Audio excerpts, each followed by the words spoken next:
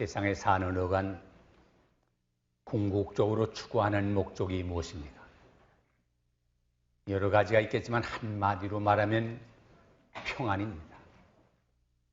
장사를 하거나 사업을 해서 돈을 열심히 벌려는 사람도 돈 많이 벌어서 평안하게 살려고, 공부 열심히 해서 좋은 학교 졸업하고 좋은 직장을 늘려는 사람도 좋은 직장 얻어서 평안하게 살려고, 높은 지위와 권력을 차지하는 사람도 권력의 권좌에 앉아서 평안하게 살아보려는 소망과 기대가 있습니다. 그런데 이상한 것은 바라기는 하지만은 평안이 없습니다. 이것이 우리 인간에게 주어진 비극입니다. 돈 많으면 평안할 것으로 생각한 적이 있습니다. 우리 한국 사람들 그동안 무던히 가난하게 지냈습니다.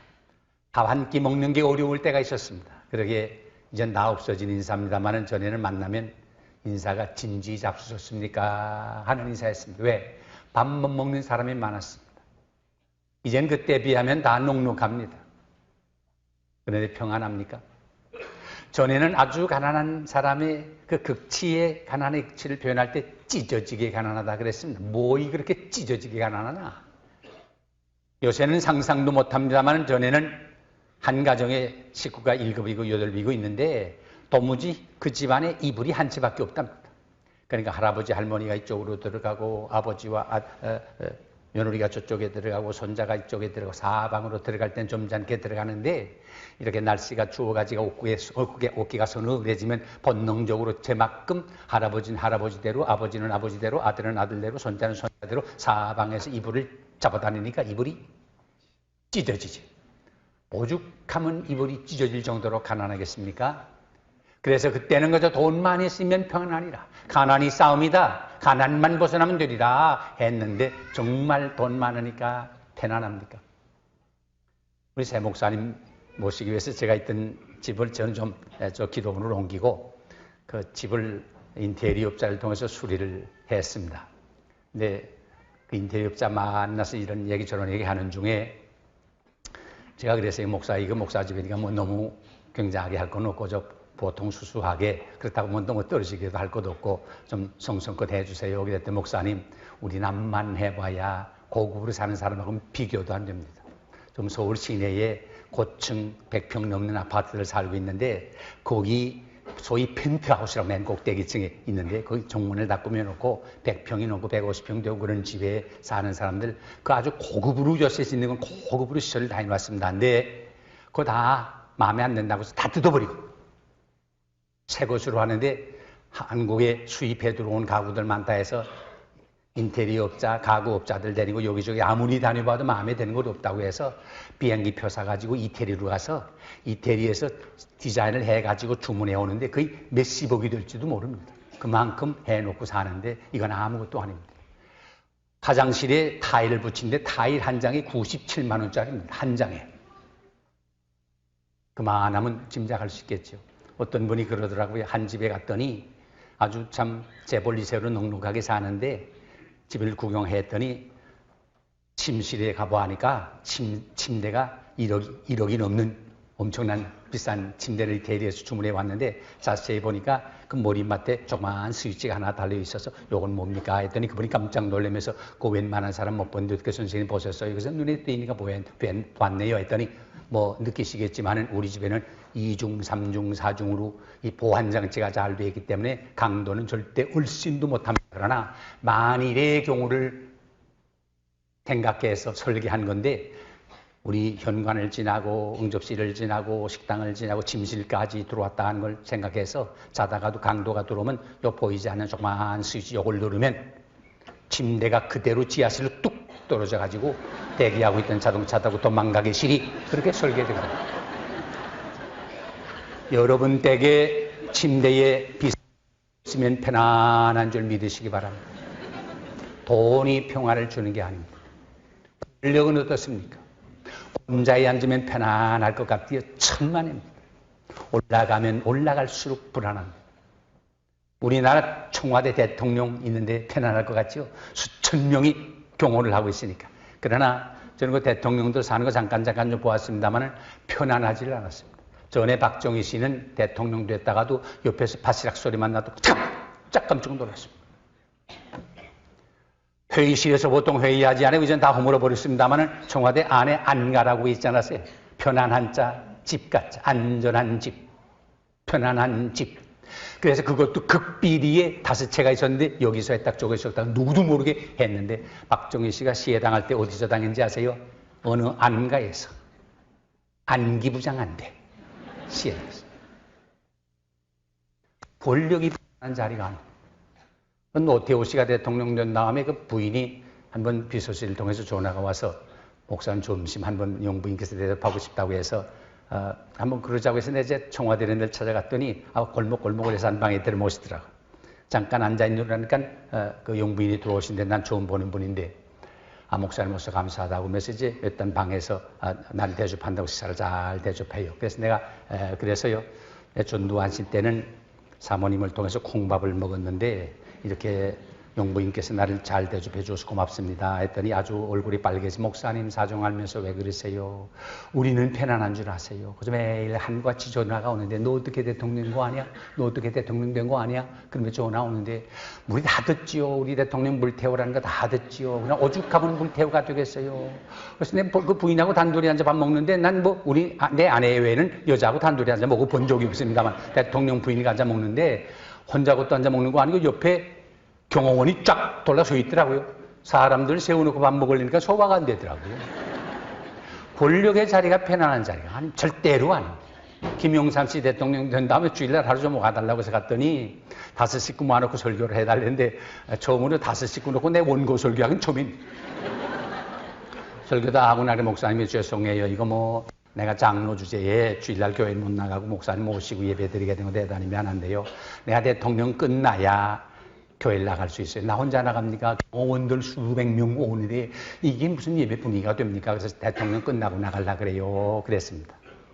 이 자리에 경호원 모시고 온 분 있으면 한번 손 들으세요. 아무도 없어요? 여러분 편안한 줄 믿으시기 바랍니다. 경호원 가리고 다니는 게 편안한 자리가 아닙니다. 돈이, 권력이 우리에게 참 평안을 주는 것 아닙니다. 참 평안이 어디 있습니까? 환경이나 물질의 조건이 있는 것 아니라 우리 마음에 있습니다. 그래서 예수님은 말씀했습니다. 내가 너희에게 평안을 끼치노니 곧 나의 평안을 너희에게 주노라. 내가 주는 평안은 세상이 주는 것 같지 아니하니라. 세상이 주는 평안은 완전한 평안이 아닙니다. 참 평안이 어디 있습니까? 우리 마음 안에 있습니다. 그러면 어떻게 우리 마음의 평안을 누릴 수 있습니까? 첫째로 하나님과 바른 관계를 맺어야 합니다. 우리 사람은 누구를 막론하고 다 자물주 되시는 하나님의 창조함을 받은 피조물입니다. 피조물된 우리 인간은 창조주 되는 하나님과 바른 관계를 맺어야 합니다. 그런데 이 관계가 깨지고 말았습니다. 왜? 죄는 우리와 하나님과의 관계를 파괴시켰습니다. 그러므로 그 순간부터 불안과 공포가 찾아왔습니다. 창세기 3장에 보면 인류가 어떻게 타락한 모습을 기록한 것을 볼 수가 있는데 하나님이 에덴 동산을 다 창조해 놓은 다음에 너희는 이 과일, 사철 맺는 과일을 먹고 영생하라. 단 저 가운데 있는 선악을 알게 하는 과일을 먹지 마라. 먹는 날은 정령 죽으리라 말씀했습니다. 하나님 어디 가시고 아담도 어디 자리를 비있는데 하와 여자 혼자 남아 있었습니다. 그런데 뱀마귀가 찾아왔습니다. 보통이 아닙니다. 얼마나 영리하고 영악하고 교활한지 모릅니다. 어떤 책을 읽으니까 마귀의 IQ는 1000이나 1000. 우리하고 단위가 다릅니다. 1000마디가 너희가 다 먹지 말라고 하더냐? 몰라 모르고 아닙니다. 다 압니다. 그러나 이 여자 충동시키기 위해서. 그때 이 여자가 뭐랬어요? 이거 다 먹어도 괜찮은데 저 가운데 선악을 알게 하는 과일을 먹지 말라고. 그리고 만지지도 말라고. 먹는 날에는 죽을까 한다고 말했습니다. 이 말이 하나님 말씀과 비슷해 보이지만 따지고 보면 아주 다른 말입니다. 하나님 먹지 마라. 그런데 이 여자는 뭐랬어요? 먹지도 말고 만지지도 말라고 그랬다. 불만입니다. 목회를 해보면 교인들이 와서 말하는데요. 막사님 하는 권사님이 이러는데 막산 집사님이 그러는데 하는데 가만 듣고 보면 다 제 말이요. 불만 있는 사람 자꾸 가다 말을 못합니다. 또 하나. 이거 먹으면 정령 반드시 죽으리라. 그런데 이 여자 뭐랬어요? 죽을까 하노라 한다 그랬어요. 말이 아주 다릅니다. 반드시 죽는다고 했는데 이 여자는 죽을 수도 있고 안 죽을 수도 있다. 우리 함경도 사투리를 말하면 죽을 똥 말똥 하다 그 말이에요. 불신인, 그렇습니다. 불만과 불신인된 반드시 시험이 옵니다. 아니다. 너 먹으면 하나님처럼 될까봐 그런 거야. 이 말을 듣고 척 보니까 그렇게 먹음직스럽고 보암직스럽고 지혜롭고 할맘직한데 아침이 질질질 목문에서 도는데 안 먹을 수 없게 실이 됐습니다. 하나님은 원래 인간에게 자유의지를 주었기 때문에 죄를 지을 수도 있고 안 지을 수도 있습니다. 단 죄를 범하게 되면 자기가 행한 일에 대한 책임을 져야 합니다. 이것이 바로 인격 아닙니까? 만일에 용서하시고 들으세요. 나귀가 미리 선악과를 따가지고 야 이년 입 벌려. 너 이거 안 먹으면 죽여버린다. 그랬으면 여자가 먹을까요? 혀를 깨물고도 안 먹습니다. 먹기 싫이 만들어 놓으니까 자기가 다 먹었습니다. 어떤 분이 그러대요. 참 다행한 게 아담과 하와는 한국 사람은 아닙니다. 얼마나 다행한지 몰라요. 왜? 이유를 물었더니 만일에 한국 사람이었으면 선악과를 안 따먹고 뱀을 잡아먹었을 겁니다. 옳은 말입니다. 그거 먹고 나니까 배나 안 했습니까? 불안과 공포가 찾아왔습니다. 이것도 죄 지어놓으면 사람이 이렇게 어리석을 수가 없습니다. 성경에 보세요.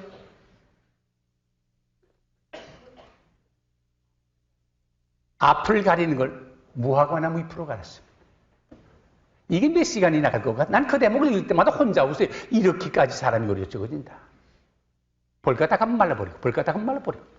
나중에 하나님이 가죽으로 옷을 해입히지 않았어요. 어떤 사람이 타락 과정을 전개한 게 있는데 재밌어요.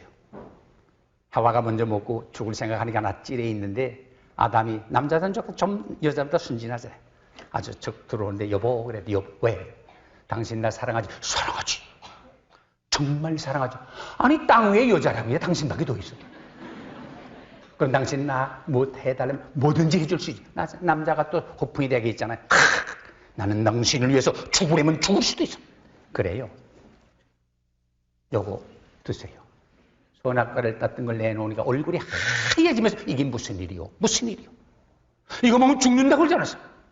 그래요. 난 먹었어요. 나 죽을 거예요. 나 죽은 다음에 어떤 여자하고 또 결혼하려고 그래?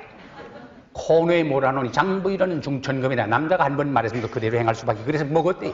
먹는데 먹고 모르고 넘어가는 순간에 먹는 날은 정녕 죽는다 하는 하나님의 음성이 쨍 하고 걸려서 먹다가 탁 하고 걸렸대요. 요거 보세요. 남자들 요거 다 뭐 있죠? 요걸 영어로 애담스 애플이라고 그래요. 직역하면 아담의 사과뼈예요. 그걸 보면 양심의 차이를 아는데요. 남자는 양심의 가책을 받아 걸리고요. 여자는 그저 몽땅 샘겼습니다. 뭐 그 이상 내가 말 안 하겠습니다. 먹고 나니까 얼마나 불안해서요. 전에는 하나님 만나는 게 그렇게 반갑고 그렇게 뵙고 싶고 드릴 말씀 많았는데 부끄러워서 숨었어요. 동산나무 뒤에 숨었어요. 하나님이 안타까워서 가죽으로 옷을 해입혔다고 하잖아요. 여기 신학적인 의미가 있거든요. 가죽을 만들려면 뭘 잡아야 돼요? 짐승 잡아야죠. 짐승 잡으면 뭐 흘려요? 피를 흘려야죠. 그래요. 그래서 세례 요한이 예수님을 뭐라고 소개했어요? 보라, 세상 죄를 지고 가는 하나님의 어린 양이로다. 어린 양이 무슨 죄가 있습니까? 우리의 모든 죄를 대신 짊어지고 십자가에 못 박인 것 아닙니까? 그러므로 예수님이 세상에 오신 것은 좋은 말씀만 주시기 위해서 오신 것 아닙니다. 아름다운 생활의 본만 주시기 위해서 오신 것 아닙니다. 놀라운 기적만 해가기 위해서 오신 것 아닙니다. 하나님과 원수된 우리, 불안과 공포에 떠는 우리를 화목하게 하기 위해서, 화목의 제물 되기 위해서 십자가를 지기 위해서 오셨다는 사실을 믿으시기 바랍니다. 그러므로 우리가 십자가 밑에 나와 우리가 아무리 큰 죄, 아무리 무서운 죄를 지었다고 할지라도 내가 이런 죄를 지었습니다 라고 자백하면 하나님은 미쁘시고 우러우셔서 우리의 모든 죄를 사해해 주실 뿐더러 하늘로부터 유회하게 되는 날이 우리에게 임하게 될 줄로 믿습니다. 참된 평안을 원하십니까? 이 해가 다가기 전에 하나님과 나 사이에 맺힌 죄의 땀 다 헐어버려서 주님이 주시는 참 평안을 누리게 되시는 여러분 되시기를 바랍니다. 둘째로 참 평안을 얻으려면 사람과 사람 사이에 화목해야 합니다. 하나님과는 화평해야 되고 사람 사이는 화목해야 합니다. 그러기에 성경 시편에 보면 형제가 연합하여 동거함이 화목함이 어찌 그리 아름답고 선한고 그랬습니다. 아름다운 것 중에 사람들이 서로 화목하는 것처럼 아름다운 게 없습니다. 화평, 화목, 조화, 화음 모두가 화평하고 조화가 이루어질 때 아름답습니다. 우리 성가대가 오늘 아주 아름다운 찬양을 불렀는데 이거 왜 아름답습니까? 화음이 잘 되니까. 전에보다 오늘 보니까 더 잘하는 것 같아요. 화음이 잘 되니까 이렇게 아름답잖아요. 소리는 화음이 돼야 되고 색깔은 조화가 돼야 됩니다. 이것이 하나님의 아름다움입니다. 무지개 색깔이 빨주노초 파란보 7가지 색깔 아니에요? 그러니까 아름답지요. 만일에 이게 빨간색이든지 노란색만 있든지 파란색만 있든지 하면 볼맛이 없을 거예요. 모든 색이 조화를 이루니까 이렇게 아름답지 않습니까? 우리 인간의 세계도 서로가 조화를 이루고 화목해야. 예배당만 아름답게 징그러 되는 것 아니고요. 성도만 많이 모이는 것 가지고 되는 것 아니고 성도 사이에 서로 화목해야 합니다. 예수님께서도 말씀하셨어요. 너희가 예물을 가지고 하나님 앞에 예배하러 나가다가 형제와 더불어 불화한 일이 생각나거든 그 예물을 고리에 놔두고 하나님께 형제에게 가서 화목한 다음에 그리고 하나님 앞에 예물을 드리라. 그렇지 않으면 아무리 예배 드려도 그 예배를 받지 않는다. 이사야 1장에 보아도 그래서요. 형제를 미워하면서 예배를 드리는 거 이건 나 도무지 내게 짐이다. 너희 손에 피를 닦아라. 그리고 예배를 드려라. 내 마당만 밟지 말라. 그랬습니다. 화목. 그러기 위해서 할 일이 뭐예요? 우리 서로가 존중해야 돼요. Respect each other라는 말을 쓰는데 존중해야 돼요. 우리가 다 달라요. 같아서가 아니라 우리가 다 다르지만은 존중할 때 화목이 이루어져요. 전에도 한번 말씀드렸습니다만 우리 얼굴을 한번 보세요. 이 넓은 이거 이마 운동장 같기도 하고 인천 앞바다 같기도 한데 비가 온다든지 더워서 땀이 난다든지 하면 파도가 치는데 이 눈을 보호하기 위해서 하나님께서 미리 사람의 눈썹을 방파제로 만들었습니다. 만약에 이 눈썹이 없으면 이마에서 땀이 그대로 흘러서 눈이 들어가서 뜰 수를 없을 거예요. 그러나 요 옆으로 결이 딱 누운 건 밑으로 내려오지 않고 옆으로 굴러 떨어지게 만들려고 한 것입니다. 그래서 땀이 흘러내려오다가도 눈을 보호하게 되는데 어떤 부인들께서는 뭐 여기는 그런 분 안 계신 것 같습니다만은 눈썹이 자기 마음대로 생기지 않았다 그래가지고 면도칼로 싹 밀어버리고 제 마음대로 그리는데 이건 참 좀 미안한 표현입니다만은 하나님의 창조의 원리를 모르는 무식한 행위입니다. 하나님은 내 얼굴 구조에 꼭 그런 눈썹이 필요하게 한 건데 이걸 제 마음대로 그린다는 건 이건 있을 수가 없는 일입니다. 눈썹뿐이에요. 그 다음에 눈을 보세요. 깜빡깜빡 하는 거. 요새 말로 말하면 후 오토매틱입니다. 전자등. 깜빡깜빡 하는 게 수동입니까? 자동이지. 가령 보세요. 어두운 데가 딱 밝았다 갈 땐 우리도 모르는 동안에 공공이 조리개가 렌즈가 넓어졌다 좁아졌다 갑니다. 밝은 데 가면 좁아지고 어두운 데 가면 넓어져서 빛을 조정해서 볼 수 있게 하는데 이게 만일에 수동이 돼서 밝은 데 가면 저 피라고 그러고 어두운 데 가면 피라고 그저 하루 종일 일이다 말 거예요. 그러나 넓은 데 가면 넓은 대로 좁은 데 가면 밝은 데 가면 밝은 대로 그저 다 빛을 조정하기 때문에 볼 수 있는 것 아니에요. 모니터를 가면 눈물샘에서 눈물이 샥 넘어가지고 닦아내잖아요. 그 밑에 코를 한번 보십시오. 코는 구멍이 둘인데 왜 구멍이 둘이나? 어떤 분이 그렇게 대답하대요. 감기 오면 한 구멍이 막히니까 다른 구멍은 숨쉬라고 둘다. 저는 그거 동의합니다. 구멍만 둘이면 되는데 왜 콧등은 있습니까? 콧등 왜 있습니까? 그러대요. 안경 쓰라고 그랬다. 하나님이 창조 때부터 안경 씌웠는지는 모르겠어요. 저는 그렇게 생각합니다. 보기 좋으라고. 가령 보십시오. 콧등 없이 번번한데 구멍만 뚝 뚫어졌다 생각해요. 생각만 해도 징그럽습니다. 여러분 관광버스 타고 호남 평야 관광 가는 분 봤어요? 번번한데 볼 거이 없습니다. 그러나 어디 가요? 관광버스 타고 설악산 간다, 내장산 간다, 한라산 간다, 요새 같으면 뭐 백두산 간다, 이제 앞으로는 묘향산 간다, 금강산 간다 다 가잖아요. 높으니까. 위치만 해도 그래요. 이게 이렇게 이렇게 망령이지만 반대로 올라갔다 한 번. 비 올 때 어떡할 거예요? 이런 것만 하려면 밤새껏 말해도 안 돼요. 하나님은 우리를 정말 신묘막측하게 만들었어요. 자, 그런데 눈이 아무리 귀하지만 귀가 하는 일을 해요. 귀가 아무리 소중하지만 입이 하는 일을 해요. 모든 지체가 하는 역할이 달라요. 그래서 우리는 서로가 존경해야 돼. 하나님이랑 똑같기를 원하지 않아. 다 달라요. 그러나 존경해야 돼. 그래서 빌립보 4장에 보면 사도 바울이 빌립보 교회에 편지할 때 너희는 주 안에서 하나 되라 그랬어요. 화평해야 돼요. 화목해야 돼요. 내가 미워하는 사람, 싫어하는 사람은 뭐 어때요? 가슴이 두근거리고 얼굴이 굳어지고 눈에서 불이 나고 혈압이 올라갑니다. 평화가 없습니다. 사랑해야 합니다. 주님이 우리를 사랑한 것처럼 우리가 서로 화목할 때 축복을 받고 평안을 누리게 됩니다. 셋째는 주님이 우리와 함께 계신 것을 꼭 믿어야 합니다.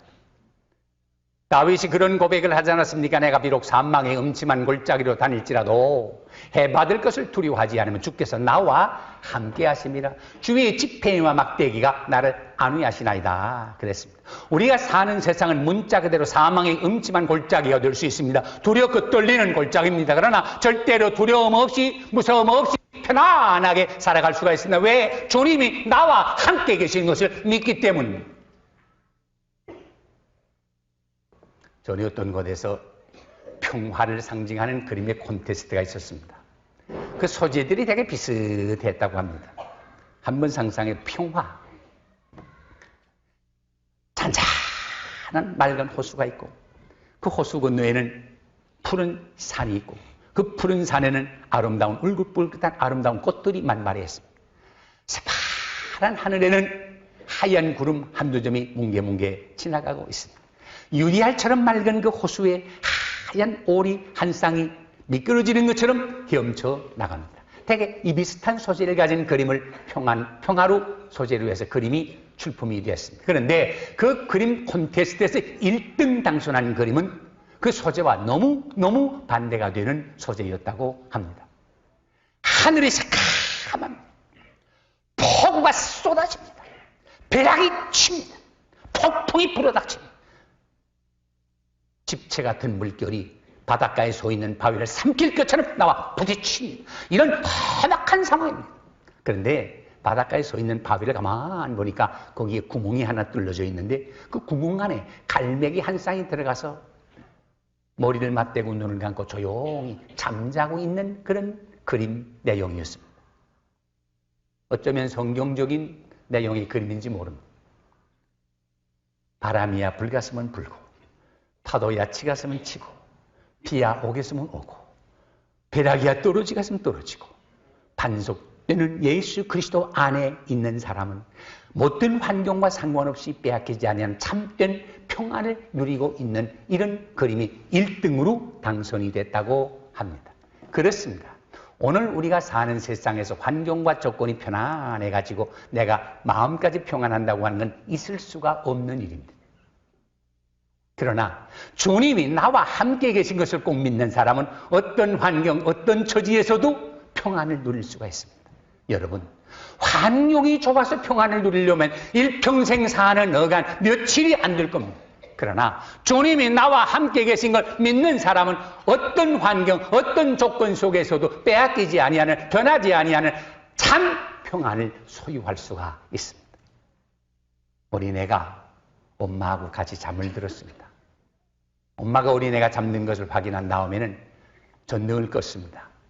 근데 어린애가 잠을 자다가 몇 시간을 잔지는 모르지만 눈을 떠보니까 방이 캄캄합니다. 어린애는 겁이 나가지고 무서워서 소리내서 웁니다.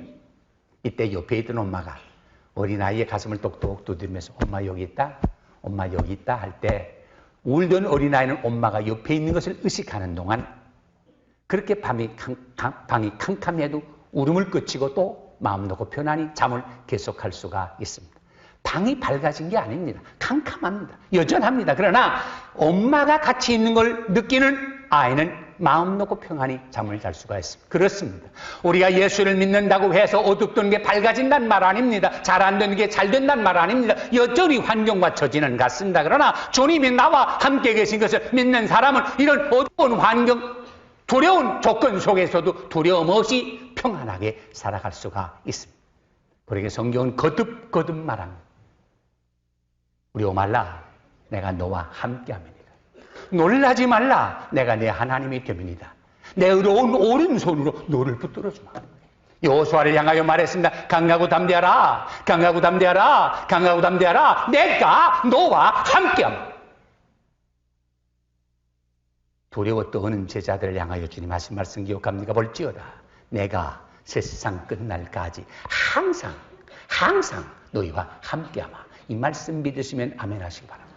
그러므로 우리가 예수를 구주로 영접하고 하나님을 내 아버지로 모시는 사람은 어떤 환경, 어떤 조건 속에서도 빼앗기지 아니하는, 변하지 아니하는 참 평안이 우리 마음을 점령하게 될 것이고, 이 평안이 나뿐만 아니라 우리 가정뿐만 아니라 우리 교회뿐만 아니라 온 사회에 미치게 될 수 있기를 바랍니다.